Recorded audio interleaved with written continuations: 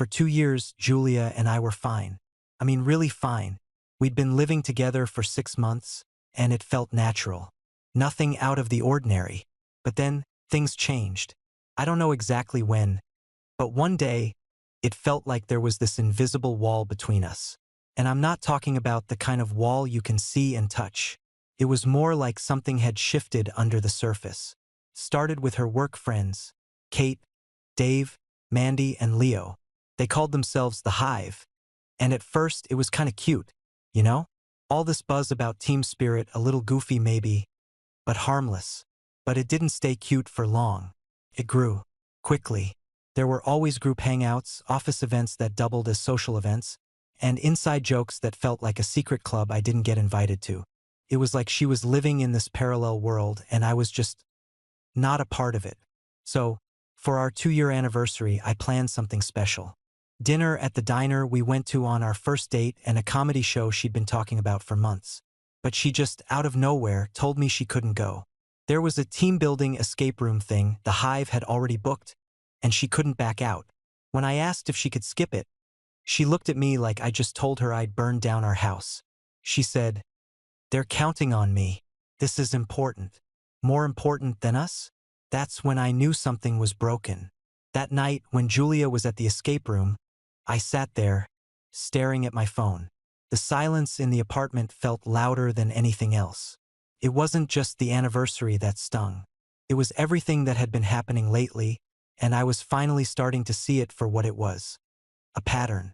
There were the times she bailed on important stuff. Like my uncle's funeral. She'd gone on some spontaneous team trip to bond with the Hive. I told myself I understood that work was important to her. But missing a family funeral? That didn't sit right. And my niece's recital. Julia had promised she'd be there. But Kate had a breakup crisis. And Julia said she had to be there for her. Fine, I get it, I do. Friends need friends. But at what point does our life matter more than her team's drama? Then there was my dad's surgery. He was in recovery, and I was sitting in that waiting room alone, trying to stay calm. Julia called and said the waiting room was too stressful for her, so she was going to a brunch that Leo had planned. Brunch. I didn't know whether to laugh or scream. But let me tell you, the moment I was sure it wasn't just about work was when the roles reversed. Whenever she needed something, like a ride across town at 1 a.m., or help moving furniture for one of their Hive movie nights, I had to drop everything. No hesitation. It was always, "Can you just do this for me? It's important." So I did every time. No questions asked. I didn't think much of it until I overheard her on the phone one night. I was in the kitchen, pretending to fix the sink, but I could hear her clearly. She was talking to Mandy, I think. She said, "I don't think he understands workplace friendships. He's been so clingy lately. I feel like I'm being suffocated." I froze. Clingy? Suffocating? I wasn't asking for her to choose me over her friends. I just wanted some balance. I tried talking to her about it that night. I said, "Julia, us, this feels different lately. I don't know where I fit in anymore. You're always with them, and I'm just not a part of it." She looked at me like I just called her a liar. "You don't get it," she snapped. "You're so controlling. I'm not allowed to have a life outside of you. I want to be with my people. They're my support system. You're trying to pull me away from them." I didn't know what to say to that. It felt like a punch in the stomach. It hit me then. She didn't see it. She didn't see that I wasn't asking her to choose me over them. I was asking for us to be a priority too, to be part of the equation. But she wasn't interested in that. I didn't respond. I just stood there, feeling the weight of it all, like something had cracked wide open between us. So here I am, sitting in a hardware store parking lot, the kind of place I never thought I'd be while I'm figuring out what the hell to do next. I've been looking at studio apartments all morning, and I've finally come to a conclusion. I can't keep doing this. I'm done. I just need to get out. I need space. I'm not sure if that's a permanent thing, but right now, it's the only thing that feels like a choice I can make for me. It wasn't hard to find a one-bedroom I could afford without her. I wasn't exactly living in a luxury apartment with her anyway. More like a cramped, overpriced box. But I didn't want something fancy. I just needed somewhere I could breathe, somewhere that didn't come with the constant hum of her hive. When I got the approval for the place, it felt like the first real decision I'd made for myself in a while. I didn't tell her. I didn't see the point. I figured I'd just start moving my stuff out while she was working late or out at some group wellness event. I wasn't trying to sneak around. I just didn't want the drama. I started small, taking down my tools, my hobby stuff, the extra computer setup I had in the corner. Slowly, it became easier to pack things away. Clothes were the last to go. I only kept the basics: jeans, shirts, a jacket. She wouldn't notice at first. And if she did, I knew it'd take a while for her to actually care enough to ask. But then one night, she came home late and she saw it. I was on the couch, flipping through my phone, when I heard her footsteps in the hallway. I could tell by the sound of her heels that something was off. She was walking faster than usual. And then the door slammed open. "Where's your stuff?" she asked, voice sharp. "What's going on?" She didn't even bother taking off her shoes. She was staring at the side of the closet that used to be filled with my things. Now, there was just an empty shelf, a couple of hangers swaying gently in the silence. I didn't say anything at first. I just handed her the note I'd written. I knew she wouldn't like what it said, but I couldn't leave without giving her something. I couldn't just vanish. She stared at the note for a second, her face blank. Then her eyes went wide, and she let out this low, disgusted laugh. "So, this is how it's gonna be? You're punishing me for having a life outside of you." I didn't move. "I'm not punishing you. I'm just telling you the truth." My voice came out rough, like I hadn't used it in days. "I love you, but I can't keep being an afterthought." Her eyes flickered with something I couldn't read. Anger, maybe? Or maybe it was the last sliver of guilt. "This is ridiculous," she snapped, throwing the note down onto the couch. "I have a strong work-life balance. You should respect that." I shook my head. "It's not about balance. It's about me. I want to be a priority. I want to matter." She froze for a second, then crossed her arms, her lips curling in that way she did when she was about to shut down. "You do matter, just not more than my team." And there it was. It hit me harder than I expected. I don't know why I thought, for a second, there'd be something different. But she didn't see it. Not really. And I couldn't keep pretending she did. I looked at her, feeling everything inside of me just sort of deflate.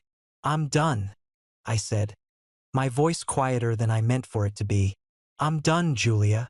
I didn't need to say anything more. I could tell by the way her face crumpled into something close to disgust, or maybe disbelief, that she finally got it. Or maybe she didn't. Either way, it didn't matter. I had already made my decision. I grabbed the last of my things, zipped up my bag, and walked toward the door. She didn't stop me. She didn't say a word. And when I left, the silence that followed felt like freedom. The messages started almost immediately. Julia texted me first, of course. She wanted to talk things through, said she was sorry, and that we needed to figure this out. I didn't respond. I wasn't angry anymore, just tired. Tired of trying to explain myself. Tired of being put second. Then the rest of them started in. Mandy messaged next. "Julia's heartbroken," she said. "She needs you, and you're just shutting her out." I didn't even bother reading the rest of her message. Then came Dave. "You're being immature. You didn't even give her a chance to fix things." I stared at my phone for a second, trying to figure out if he was being serious. I couldn't even see how he thought I was the one being immature. Kate's message was next. "You owe it to the team to explain yourself. We're all confused." The team. The team. How is it that they thought I was the one who owed them something? It was like they couldn't see past their little bubble of hive mentality. By Sunday, they were calling me manipulative. Not because of anything I'd done, but because I left without notice. As if that somehow erased the last few months of being ignored. My phone buzzed with another one of their group messages. "We thought you were better than this, Brendan," Kate wrote. "You left without a word to any of us. You just disappeared." I snapped my phone shut, not bothering to reply. I knew there was no point. They didn't get it. None of them did. That Monday, I came home after work, expecting peace and quiet. I needed it after the weekend. But when I walked up to my building, I saw them. All of them. Julia standing in front, the others lined up behind her like a weird, corporate firing squad. For a second, I just froze, staring. I thought I was imagining it. But no, there they were. The Hive. Brendan, Julia called out as I approached. She sounded calm, but there was this edge to her voice. We need to talk. This isn't just about us anymore. You need to hear us out. I almost laughed. Are you serious right now? I said. You guys came all the way here to do this? Leo stepped forward, a little too eager. You broke the group rhythm, man. You can't just walk away without talking to us. We're a team. Remember? A team? I felt my blood start to boil. A team? The only team I was a part of was the one I tried to build with Julia. But that clearly wasn't what any of them cared about. Kate, holding her phone out in front of her like she was recording the whole thing, chimed in. This is really messed up, Brendan. Julia's devastated. You owe her an explanation. And honestly, you owe us one too. You can't just leave like that. I stared at her, confused and a little stunned. Why are you filming this? I asked, my voice low. What's the point of this? What are you even trying to do? Julia's eyes flicked nervously, and she stepped in front of Kate, as if to shield her from any response. You're making a huge mistake. Please just talk to me. We can fix this. We can fix us. I shook my head, something cold settling in my chest. You didn't want to fix it before. You didn't want me before. This whole thing, it's not about us anymore, Julia. It's about whatever this thing is you've got going with them.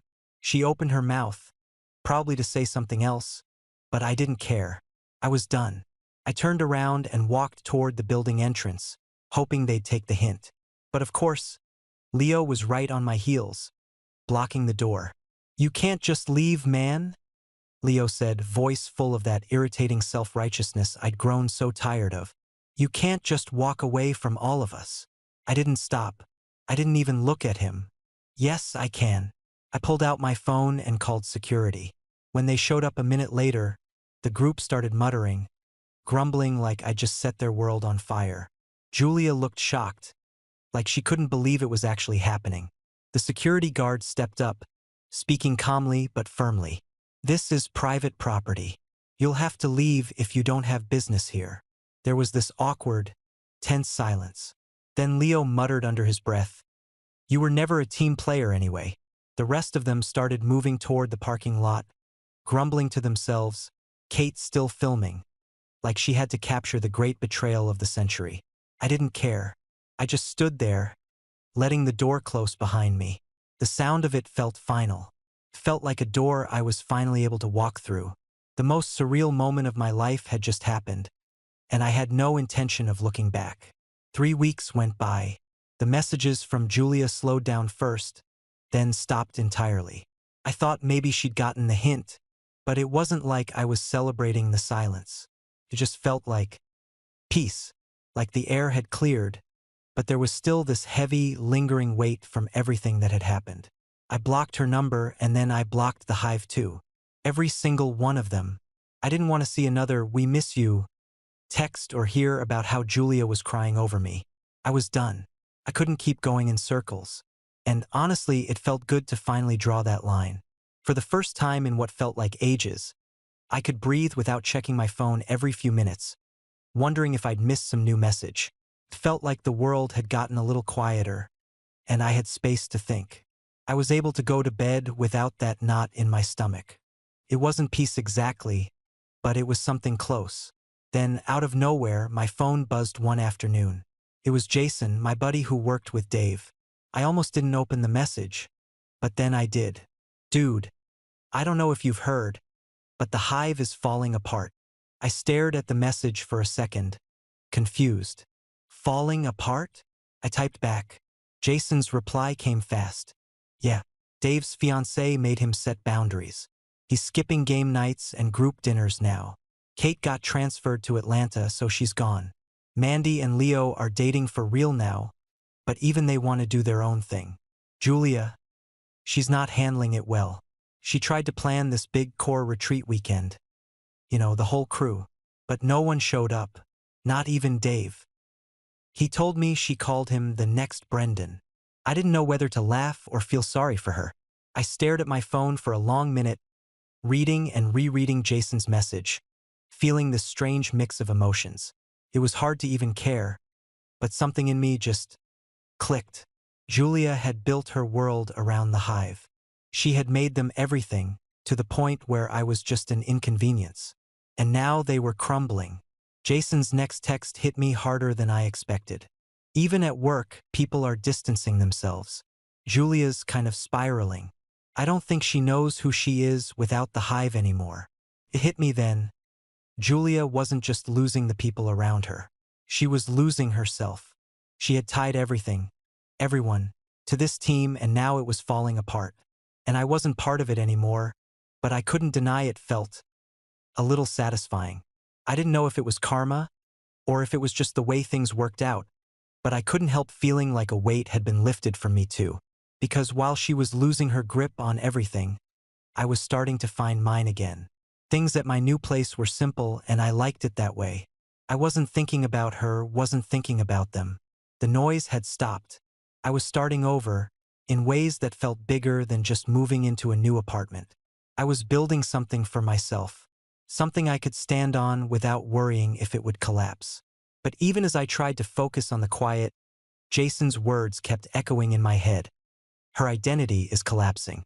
And I wondered if, in some way, mine had too when I was wrapped up in her world. I didn't have those answers yet. Maybe I'd never get them. But I knew one thing. I wasn't going back. Couldn't. I didn't think it'd feel this quiet.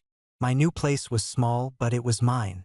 There were no more arguments, no more expectations. I could do whatever I wanted, whenever I wanted, and it felt like I was waking up from a long, strange dream. The bed was better.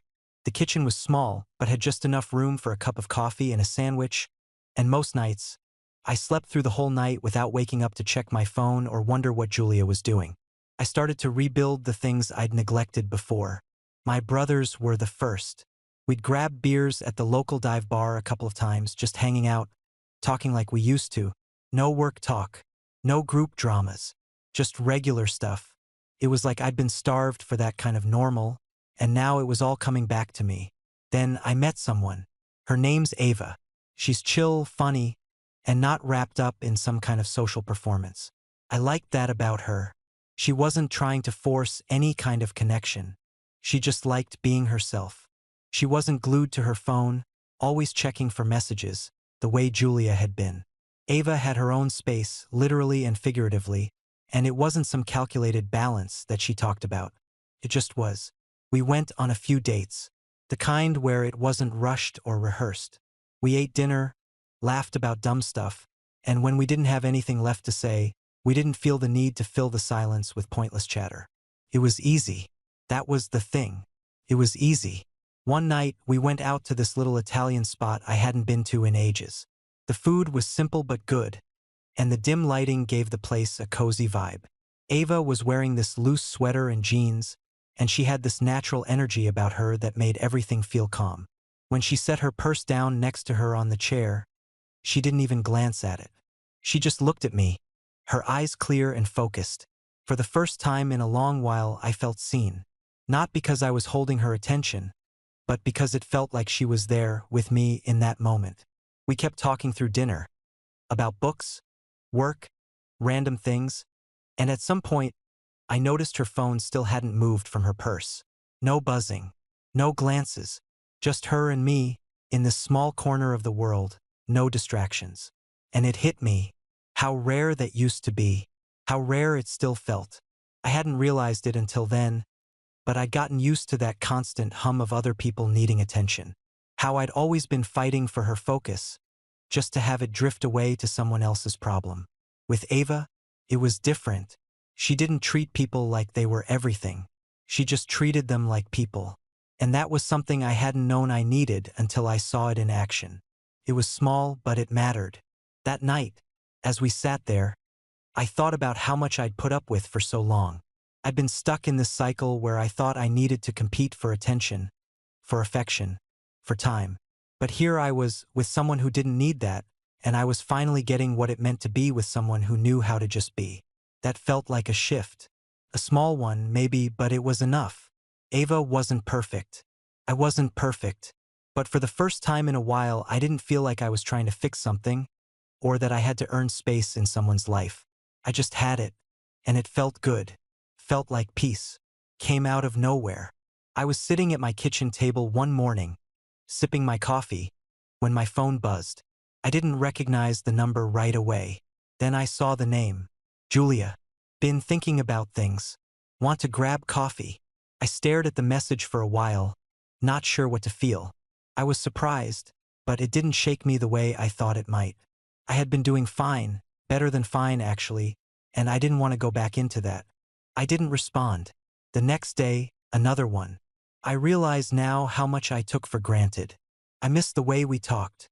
I didn't even finish reading it before I deleted it. That was the second time in 2 days she tried to reach out. I tried to ignore it, tried to just keep moving forward, but it kept coming. The next message. I've changed. I'm learning so much about myself. And then, I've realized so many things I didn't see before. I miss us. Every time it buzzed, my stomach tightened. But I didn't respond. I didn't feel angry, just indifferent. It didn't feel like she was reaching out because she missed me. It felt like she was reaching out because she missed what we had, or more likely, the version of her life that I was a part of. The version she could control. By the end of the week, I'd heard from her at least 6 more times. She was sorry. She was growing. She was different now. She wanted to talk. It wasn't the kind of change that felt real, though. It felt like she was trying to fix a hole, not for me, but for her own sense of stability. And I wasn't going to be the one to fill it. Jason messaged me one night, telling me Julia had found out I was seeing someone. That's when she started texting you, right? He asked. I think she found out you're doing well and moved on. I didn't need Jason to tell me that. I already knew. The timing said it all. I could feel it in my bones. The truth was, she didn't miss me. She missed the setup she had. She missed the way I fit into her life, the way I played my role. She missed the control. So I kept ignoring her. It wasn't out of spite. It wasn't even about holding on to any resentment. I had moved on. I was better. I wasn't the same person I was when we were together, and I wasn't interested in revisiting that version of me. I didn't want to open that door again, not even to talk things through. I felt like I was finally out of the storm, standing on dry ground, and I wasn't about to walk back into the rain. I don't know what Julia wanted from me, but I knew what she needed, to feel like she was in control again. She wasn't interested in hearing what I had to say. She wasn't interested in fixing things for us. She just wanted her comfort back. And that wasn't something I was willing to give. So I didn't respond. And I wouldn't. Not this time. Ava and I were having dinner at this little Italian place we'd been meaning to try. The kind of place where the lighting's dim enough to make everything feel a little cozier, but not so dark you can't see your food. We were talking about work, nothing heavy, just the usual, when I saw her. Julia. She was sitting across the room at a corner booth with Leo and Mandy. They were laughing, leaning in close, the kind of conversation where it felt like the whole world was their private joke. For a second, I just stared. Not because I wanted to, but because I wasn't expecting to see her here. I didn't know if she'd noticed me, but then I caught her eyes. She stopped talking and looked right at me. There was a moment of tension, like we were both bracing for something. I held my breath, waiting for the scene, but Julia just waved. It wasn't big or dramatic, just a small wave, like we were strangers passing by on the street. I wasn't sure what to do with that. My first instinct was to wave back, but I didn't. Instead, I just let the moment pass. Ava hadn't seen yet, and I didn't want to make it weird. We kept talking, and I thought maybe that was it. Maybe she was done. But when we got up to leave, we passed their booth on the way to the door. I was just thinking about getting to the car, but then I heard Julia's voice. "Brendan," she said, catching up to me just as I was about to step outside. Ava was a few paces ahead, heading toward the car. I turned to face Julia, bracing myself for whatever was coming next. "I get it now," Julia said quickly, like she was racing against time. "About balance. About how I treated you." She took a deep breath. I'm not asking for another chance, I swear. I just wanted you to know that I see it now. I see how I messed up. Her eyes were softer than I expected. There was something vulnerable there, but not the kind of vulnerable that came with apology. It was the kind of vulnerable that came from realizing she'd lost something that meant more than she was willing to admit. I stood there for a second, trying to take in what she was saying. Part of me wanted to respond, to ask her why it took so long to figure that out. But another part of me, the part that was finally starting to let go, just wanted to get out of this conversation cleanly. I appreciate you saying that, I said. Really, I do. But I couldn't leave it there. Not with her trying to wrap up the past in a neat little package. But I hope you find peace, Julia, I added. I really do. She looked at me, maybe trying to read something in my eyes, but I didn't give her anything. There was nothing left to say. Her gaze flicked over to Ava, who was waiting by the door, looking at her phone. Julia's eyes softened again, and for a moment, I thought she might say something else, maybe ask for forgiveness, or wish me well in some way. But instead, she nodded at Ava. She seems good for you, she said. It wasn't a compliment, not really. It was more like an observation, something she'd filed away in her mind. And with that, she turned and walked away. No more drama, no last-minute apologies, no final confrontation. Just her walking off into her new world, whatever that looked like now. I watched her go, then turned and walked out to the car. Ava was leaning against it, glancing up as I approached. She didn't ask what happened or try to read me. She just smiled, and that was enough. Everything okay? She asked, as if she already knew. Yeah, I said. Yeah, it's fine. And it was. For the first time in a long time, it was really, truly fine. A few weeks later, Jason told me the hive was officially done. Dave and his fiancée moved away, he said. Kate's all in on her new job. Leo and Mandy? They're not even public anymore. They're doing their own thing. It felt like hearing about a reality show that had finally gotten canceled. The characters were all out of the picture, scattered into their own lives. And Julia? She still sent, remember this? Messages to the old group chat, little snapshots of things from before. No one answered. Not even Dave, not even Mandy. It was like she was still trying to hold on to something that didn't exist anymore. She finally got what I had been trying to explain, that you can't keep giving someone leftovers and expect them to stick around. I wasn't bitter. I wasn't even relieved. It just felt done. And that was enough. As for me, things were better than I expected. Ava and I took a weekend trip to the coast, just the two of us. No texts to check, no plans to rearrange. We just packed up, drove down, and spent 2 days walking along the beach, laughing about silly stuff, eating greasy diner food, and not caring about anything else. There was no drama, no group expectations, no frantic checking of the calendar to see if we were supposed to be somewhere else. It was easy, and it felt real. I didn't need revenge. I didn't need closure from Julia, or any kind of dramatic last word. I just needed space. Space to breathe, to think, to figure out who I was when I wasn't tangled up in someone else's chaos. And I had it, finally. Leaving that apartment had been the best decision I'd made in years. It wasn't just about getting away from Julia. It was about leaving behind all the noise, all the things that told me who I should be or what I should want. And now I had the room to build something that mattered. Something real.